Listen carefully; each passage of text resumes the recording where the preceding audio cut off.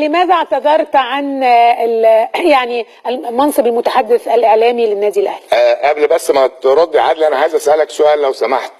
يا حبيبي، هل صدر منك تصريح بأن مجلس إدارة النادي الأهلي مخترق من الزمالك؟ لا، أنا ما قلتش مجلس إدارة النادي الأهلي مخترق من الزمالك. أنا قلت إن الإعلام لا يتعامل مع النادي الأهلي بنفس المعايير، وأن النادي الأهلي مخترق، وأنا مستعد إن أنا لو ما بطلوش العبث داخل النادي الأهلي إن أنا أتصدى بالاسم بعد كده. طيب، لكن لم مخترق يعني إيه يا أستاذ عدلي؟ مخترق يعني إيه؟ قلت الإعلام يا أستاذ لميس، دلوقتي الإعلام أصبح جنة النادي، أي نادي حتى تجري فيه عشرات من الإعلاميين.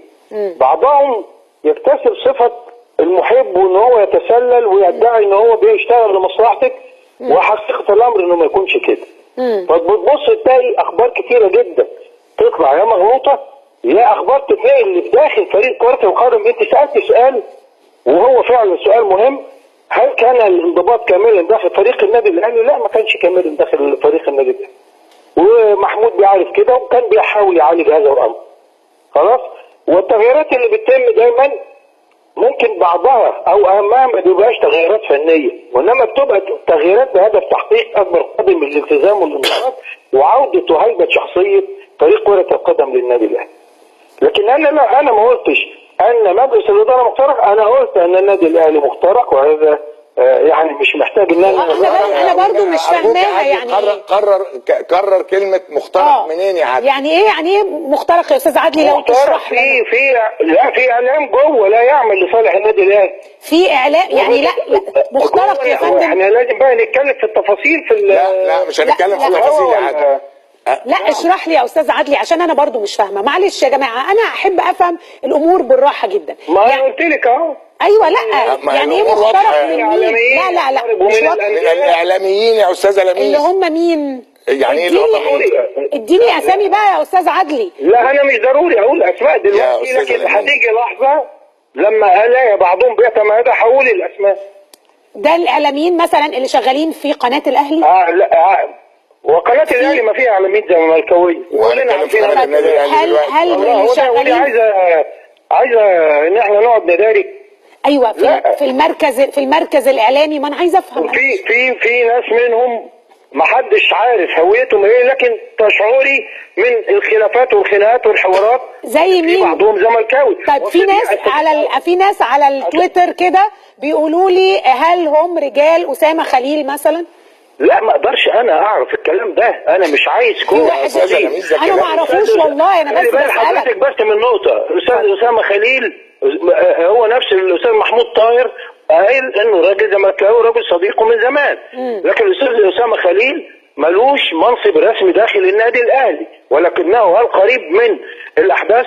مؤكد يكون قريب من الاحداث، لانه راجل عايش في المجال الرياضي، شأن ناس كتير جدا، وقريب من بعض صناع القرار منهم رئيس النادي. لكن مش معنى كده ان الناس يعني يبقى مسيطر على فكر رئيس النادي، او ده كلام مش طولي ان انا اقوله، وما يصحش ان انا اقوله.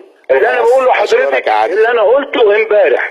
اشكرك يا لكن حضرتك برضو بس عشان اكمل لان الحوار لا يجتزأ.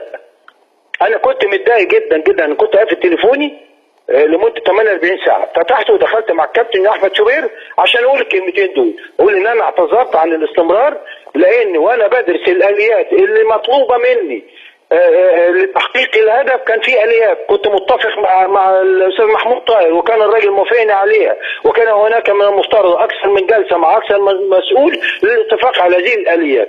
لقيت ان من الصعب جدا السيطره وان يبقى تفعيل هذه الاليات. وانت حضرتك قلت ان بيطلع اعضاء مجلس اداره بيتكلموا، بيطلع ناس من جوه النادي يقول وده كلام محطوط على يعني وسائل الاعلام، مشان لا انا ولا حضرتك يعني خفت ولا ايه يا عدلي؟ ما انت ما كانش لسه انا خفت على النادي الاهلي يا استاذ محمود. بس اشكرك. خفت على النادي الاهلي فتقوم تبتعد يا كابتن عادل؟ امال ايه؟ يكون مؤثر ويكون بأدي دور مظبوط وفي. طب وفين مجلس الاداره يا استاذ عدلي؟ يا استاذه لميس ما حدش بقى هنخش. شوفي انا ما كنتش عايز اعمل مزايده لان لا يليق ان اعمل مداخله في وجود رئيس النادي الاهلي. هذا غير من الناحيه الاعلاميه غير لائق، لان انا والاستاذ محمود بتربطنا علاقه طيبه وانا مش داخل معاك مشكله. بالعكس انا كنت مرحب جدا ان انا اتعاون مع المجلس ده، رغم ان المجلس في تقديري يعني ممكن غيري كان يتضايق، لكن انا ما اتضايقتش لان انا بحب اخدم النادي الاهلي. ولكن انا ما اناش من الناس اللي بيسعوا الى المناصب، انا راجل اسعى الى النجاح واسعى ان انا اكون احد الحلول دائما في النادي الاهلي. انا عمري ما هكون مشكله جوه النادي الاهلي، انا دائما هكون انا جزء من الحل وليس جزء من المشكله. وانت طول عمرك كده يا عدلي. انا برضو ما عرفتش. اذا انت طول عمرك كده. هستاذنك يا استاذ لميس، ورغم ان انا ما اعرفش ما هي الاليات اللي انت زعلت منها، انما خلينا عشان زي ما انت قلت برضو انه رئيس النادي الاهلي موجود مع الاستاذ لميس، انا وانت هنتكلم في هذا الموضوع ونتباحث فيه وبعدين لاحقا. ولك كل الامور هناك في خصوصيه في البيت بقى نتكلم مع بعضنا زي ما احنا باذن الله يا عدلي. طيب يعني اتمنى ان طبعا استاذ عدلي القيعي ده قيمه كبيره في النادي الاهلي، اتمنى انه يرجع في قراره، ولانه احنا برضو مش فاهمين ما هي الاليات التي لما اقعد مع عدلي بقى نتكلم في هذا الموضوع طبعا، ولازم نعرفها كمان. مجلس الاداره لازم يحلها له، لازم نعرفها الاول. أيوة. قبل ما احلها له مش لازم اعرف ندعمه يعني. عدلي طبعا.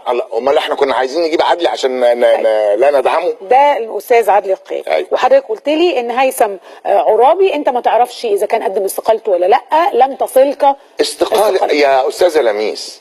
استقاله مدير اداره في النادي الاهلي ده موضوع بيتم عبر الزمان والسنوات دون الالتفات له. لماذا هذا الالتفات الشديد الى استقاله حد واعتذار حد وقبول حد؟